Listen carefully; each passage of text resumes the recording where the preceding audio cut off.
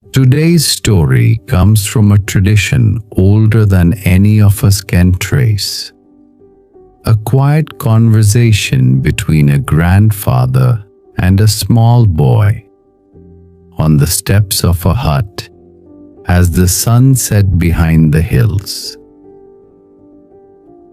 It is one of those stories that seem simple on the surface, almost like a fable for children. But hidden inside it is a lesson so deep that monks, philosophers, and wise men have spent entire lifetimes trying to live it. This is not a story about good and evil out in the world. This is a story about the war that takes place inside every single human heart, including yours, including mine, every single day.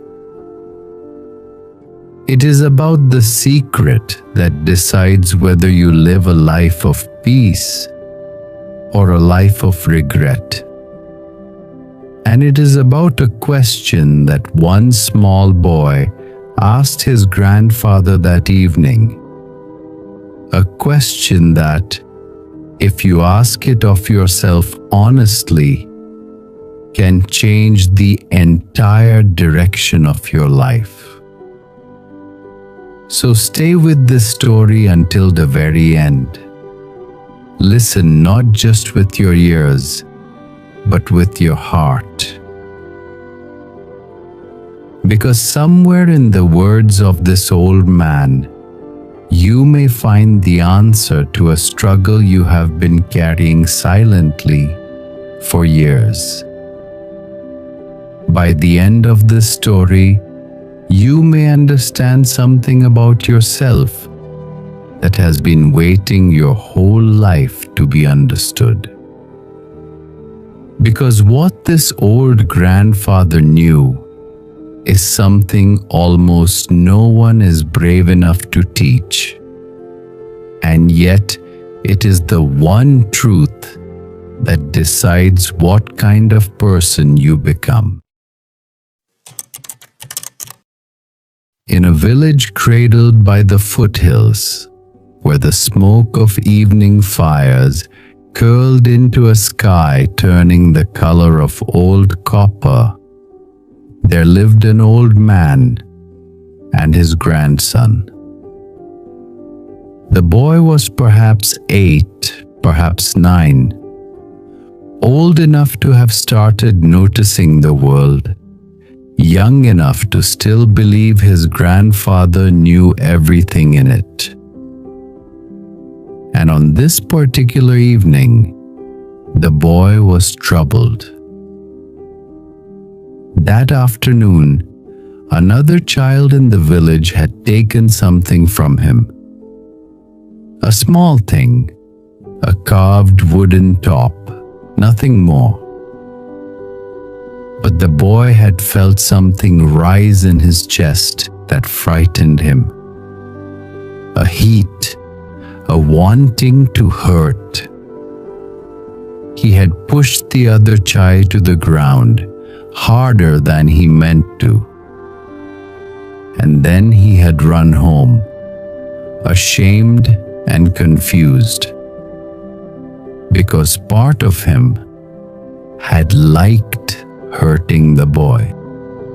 Now he sat beside his grandfather on the worn stone step outside their hut, watching the last light leave the hills. He did not know how to ask what he wanted to ask. So he simply said, "Grandfather, why do I sometimes feel bad inside, even when I don't want to?" The old man did not answer right away. He had learned across many decades that the best answers are the ones that are waited for. He drew slowly on the small clay pipe in his hand. The smoke rose and vanished. Then he said quietly, "Inside every person, child, there is a fight going on. A terrible fight. And it is between two wolves." The boy turned to look at him. "Two wolves?" "Two wolves," the old man said. "They live inside you, inside me, inside every person who has ever walked this earth." He raised one hand and held it as though cupping something invisible. The first wolf is dark. His fur is matted. His eyes are yellow, and he is always hungry. He is anger. He is envy. That sharp little ache when someone else has what you do not. He is ego, the one who whispers that you are better than others or worse than others, but never simply with them. He is resentment, that holds on to small wounds until they grow into great ones. He is greed. He is fear that has turned cruel. He is the part of you that wanted to hurt the boy who took your top today. The grandson's eyes widened. He had not told his grandfather what happened. The old man did not look at him. He simply raised his other hand. The second wolf is different. His fur is clean. His eyes are calm. And he is patient. He is love. Not the loud kind, but the quiet kind. The kind that stays. He is peace. The willingness to let small things be small. He is kindness, even when no one is watching. He is humility. He is courage that does not need to prove itself.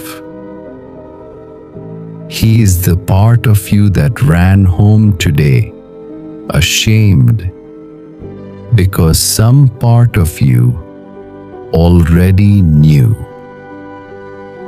The boy was quiet for a long moment. The crickets had begun their evening song. Somewhere in the village, a woman was calling her children in for supper. Then the boy asked the question that every child eventually asks, and that every adult is still asking in the silent rooms of their own hearts. "Grandfather, which wolf wins?" The old man turned to him then, and in the dying light, the boy saw something on his grandfather's face that he would remember for the rest of his life. Not a smile exactly, but something gentler. The look of a man who had fought this fight 1,000 times and lost it, and won it, and lost it again, and was still here." The old man said, "The one you feed." The boy sat with this. He turned it over in his small mind, the way he might turn a stone in his palm, feeling its weight, its edges. "But grandfather," he said at last, "if I feed the good wolf every day, every single day, will the bad one go away? Will he die?" And here the old man did something the boy did not expect. He laughed. Not a mocking laugh, a soft, tired, loving laugh. The laugh of someone who has lived long enough to know better. "No, child," he said. "He will not go away. Not in this life. Anyone who tells you otherwise has not looked closely enough at himself." He placed his weathered hand on the boy's shoulder. "The dark wolf will be with you on the day you marry. He will be with you when your own children are born.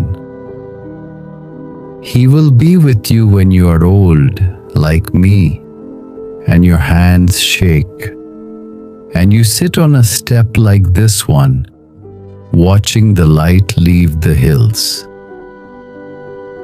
He does not leave. That is not how it works."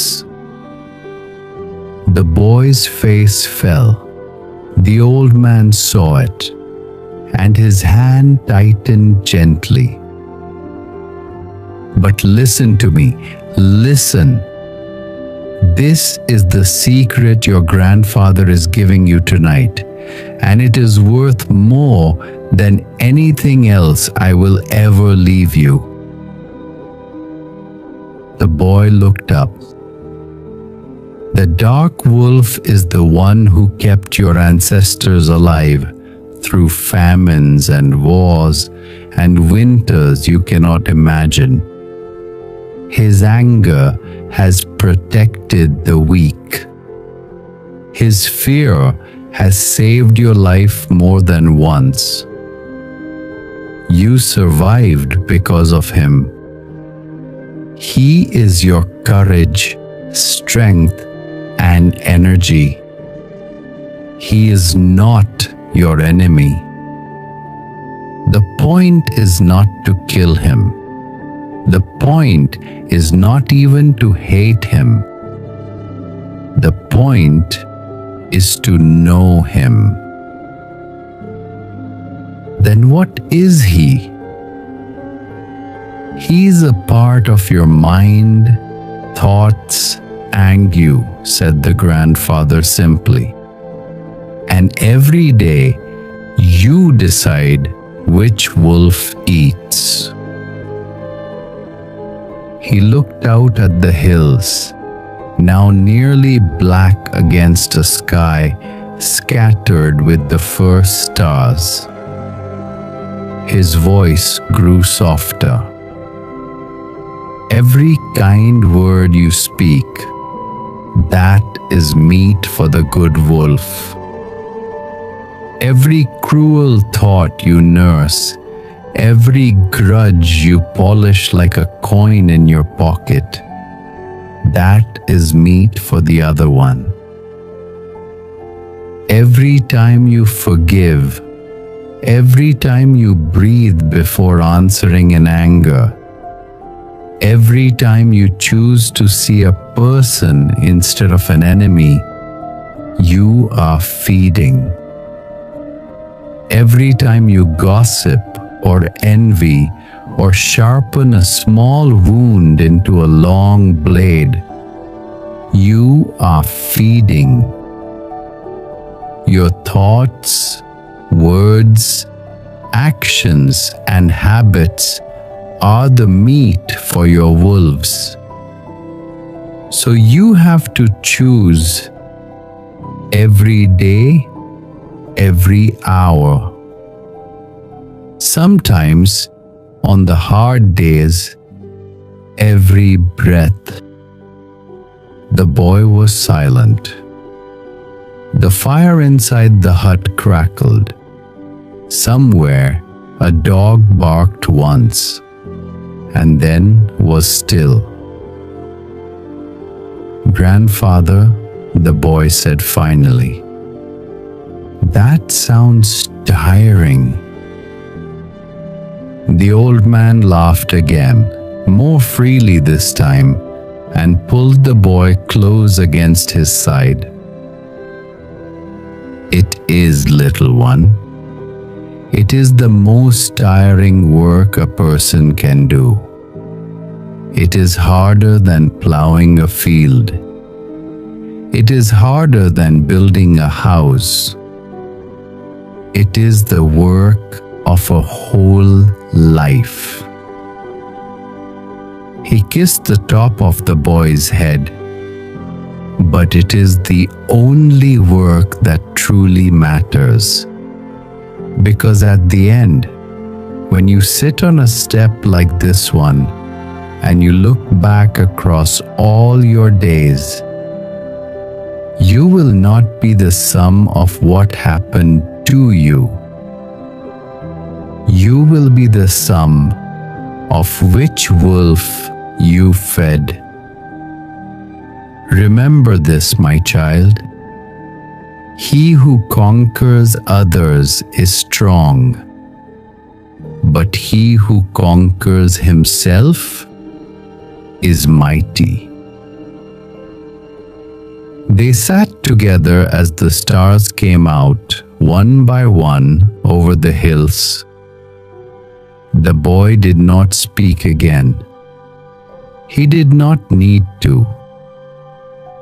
Inside his small chest, two wolves stirred, as they had in his grandfather, and in his grandfather's grandfather, and in every human heart since the first one began to beat.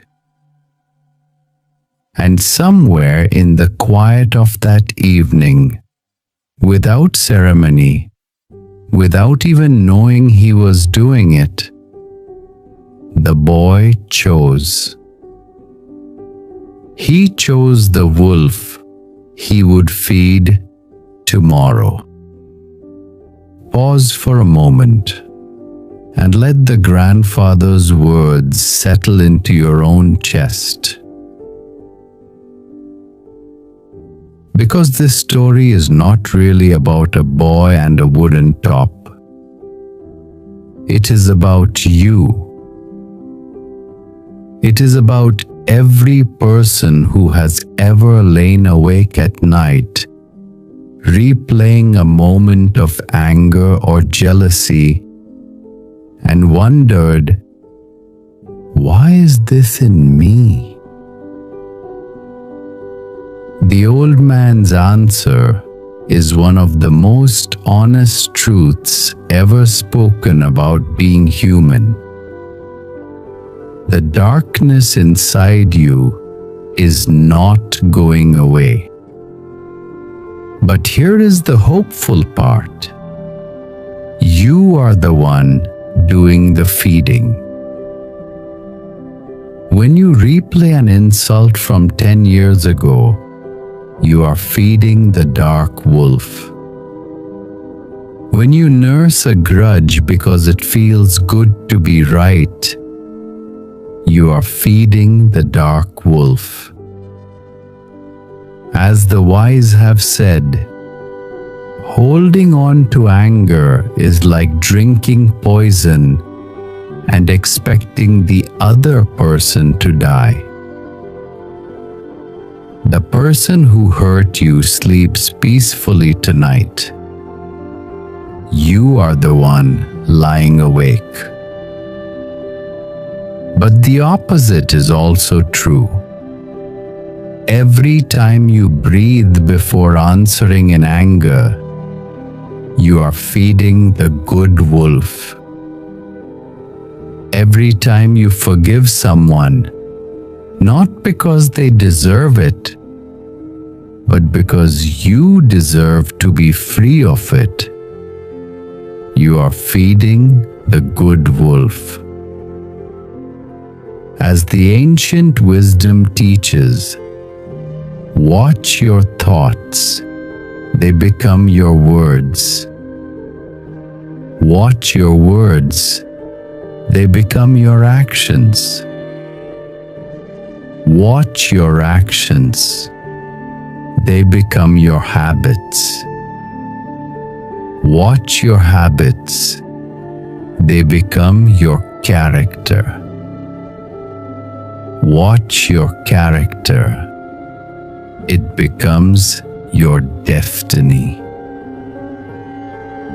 The small choices you make today are not small at all. They are quietly building the person you will become. So think honestly. In the last week, which wolf have you been feeding more often? There is no shame in the answer, only awareness. Because the moment you become aware, you take back your power to choose differently tomorrow. And remember the deepest lesson of all. The dark wolf is not your enemy. He is your fire, your strength, your survival. The goal is not to kill him. It is to know him so well that he no longer rules you. Because in the end, he who conquers others is strong. He who conquers himself is mighty. You will not be remembered for what was done to you. You will be remembered by which wolf you chose to feed. So start today. The next angry thought that rises, breathe through it. The next person who hurts you, choose to release it. This is the hardest work you will ever do, but it is the only work that, at the end of your days, will truly matter. Register these words deep inside your heart. The mind is everything. What you think, you become. No enemy can harm you as much as your own thoughts. Your worst enemy lives between your ears. He who conquers others is strong. He who conquers himself is mighty. The hardest battle is the one within. Conquer yourself before you conquer the world. Darkness cannot drive out darkness. Only light can do that. Hate cannot drive out hate. Only love can do that. Now I want to hear from you. Be honest with yourself for a moment. Which wolf have you been feeding lately? And what is one small thing you will do differently starting today to begin feeding the other one? Maybe it is forgiving someone you have been angry with for too long. Maybe it is letting go of a grudge that has been quietly poisoning you. Whatever it is, write it in the comments below and let it be a quiet promise you make to yourself tonight. If this story touched something deep inside you, please like and share this with you so it can reach someone else fighting this same silent battle. And subscribe to our channel so you never miss a story that could gently change the way you see yourself and the world. I'll be back again with another powerful story. Until then, be patient with yourself, be gentle with others, and remember, the two wolves are not just a metaphor. They are real. They live inside you right now. You are choosing which wolf to feed. Choose wisely.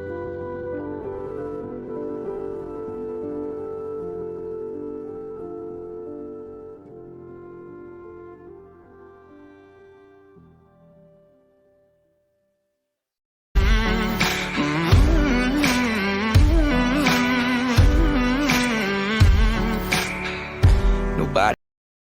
Conquer yourself before you conquer the world. An ancient wisdom story of two wolves. Long ago, in a valley surrounded by towering mountains, there lived a young warrior named Arman.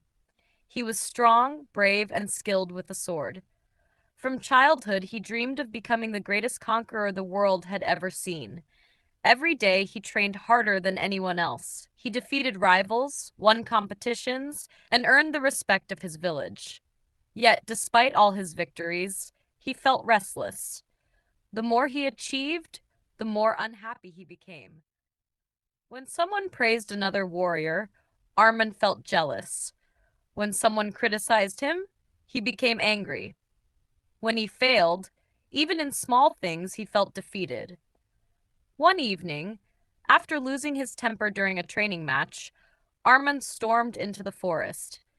He walked for hours until he reached an ancient cave where a wise old sage lived.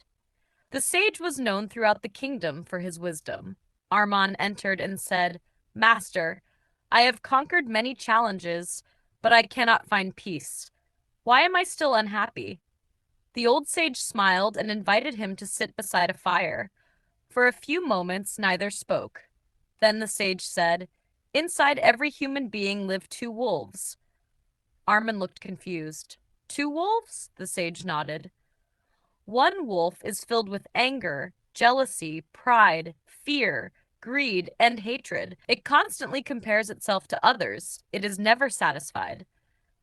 "And the second wolf?" asked Arman. "The second wolf is filled with patience, courage, kindness, gratitude, discipline, humility, and wisdom. It seeks growth rather than victory over others."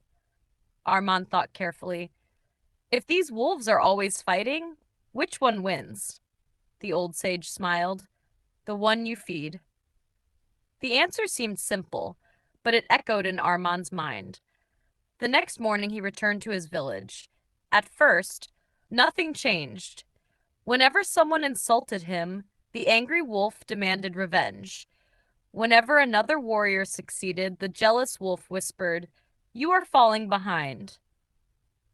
Whenever training became difficult, the fearful wolf told him to quit. For the first time, Arman noticed these voices inside himself. He realized that his greatest enemy was not another warrior. It was his own mind.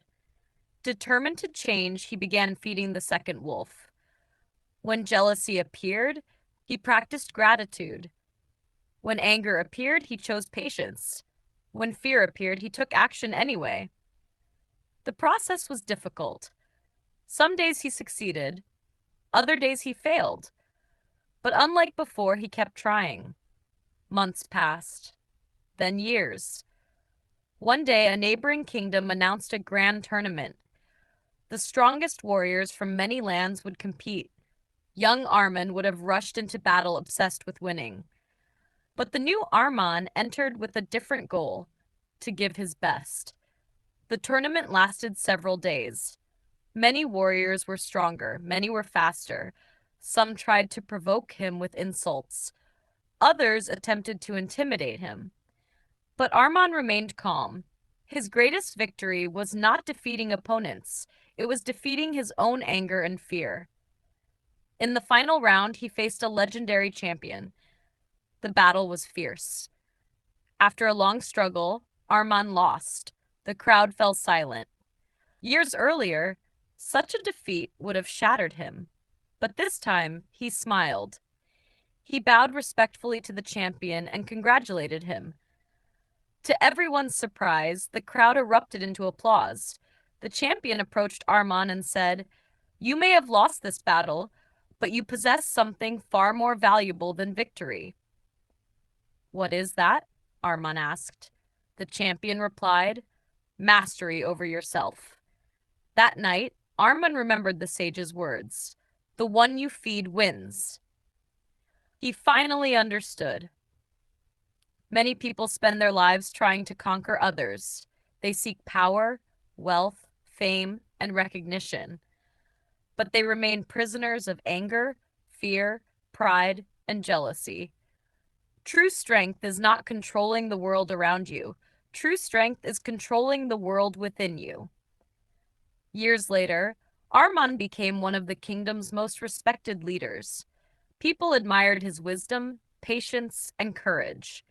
Whenever young warriors asked him the secret of his success, he told them the story of the two wolves. Then he would say, "Before you conquer the world, conquer yourself. Because the greatest battle you will ever fight is the one inside your own heart." Moral of the story: the greatest victory is not defeating others, but mastering your own thoughts, emotions, and habits. Feed the wolf of discipline, courage, patience, and kindness, and you will become stronger than any conqueror. Conquer yourself before you conquer the world. An ancient wisdom story of two wolves. Long ago, beyond the deserts and mountains of an ancient kingdom, there lived a young man named Tariq. He was ambitious, fearless, and determined to become the most powerful warrior in the land. From childhood, Tariq dreamed of greatness. While other children played games, he practiced sword fighting. While others rested, he trained harder. He wanted fame, wealth, and respect. He wanted people to remember his name long after he was gone. As years passed, Tariq became one of the strongest warriors in his village. He won competitions and defeated many opponents. People admired his strength. But despite all his victories, something strange happened. The stronger he became, the less peaceful he felt. If someone praised another warrior, Tariq became jealous. If someone criticized him, he became furious. If he lost even a small contest, he could not sleep at night. His heart was constantly at war. One day, after a heated argument with a friend, Tariq left the village and wandered into the mountains. He climbed for hours until he found an old temple hidden among the clouds. An elderly sage lived there. The sage was known throughout the kingdom for his wisdom. Kings and warriors often traveled great distances to seek his advice. When Tariq arrived, he bowed respectfully. "Master," he said, "I have achieved many victories, but I am not happy. Why does my heart feel so heavy?" The old sage studied him carefully. Then he pointed toward a nearby lake. "Tell me what you see." Tariq looked at the water. "I see my reflection." The sage nodded. "And what do you see inside yourself?" Tariq hesitated. For the first time, he didn't know how to answer. The sage smiled gently. Sit beside me. Let me tell you an ancient story. They sat beneath an ancient tree whose roots stretched deep into the mountain. The old sage began. Inside every human being live two wolves. Tariq listened carefully. The first wolf represents anger, pride, greed, envy, fear, laziness, and hatred. It seeks power over others. It is never satisfied. Even when it wins, it wants more. The second wolf represents courage, discipline, patience, kindness, gratitude, humility, and wisdom. It seeks mastery over itself. Tariq was fascinated. Do these wolves fight each other? He asked. Every single day, replied the sage. And which wolf wins? The old man smiled. The one you feed. The words seemed simple, yet they struck Tariq like lightning. The next morning he returned home. At first, nothing changed.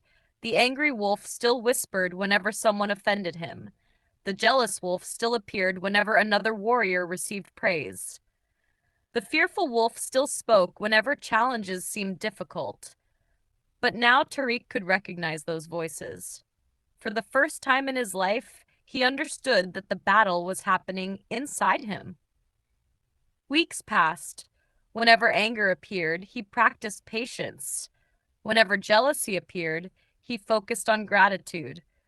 Whenever fear appeared, he chose courage. The struggle was difficult. Sometimes he failed, sometimes he lost control, but each time he started again. Months turned into years. Slowly, the second wolf grew stronger. People began noticing changes in him. He became calmer, more disciplined, more respectful. His mind became clearer. One day, news spread throughout the kingdom. The king had announced a grand challenge. The winner would become commander of the royal army.